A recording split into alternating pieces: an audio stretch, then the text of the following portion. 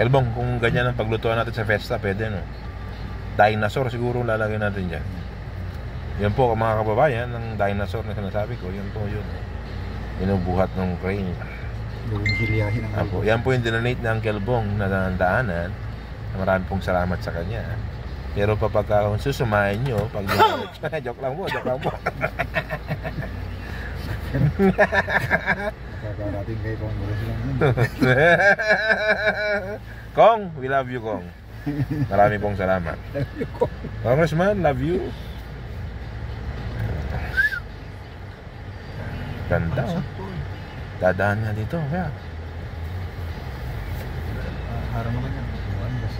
Hindi dadaan dito, Vice?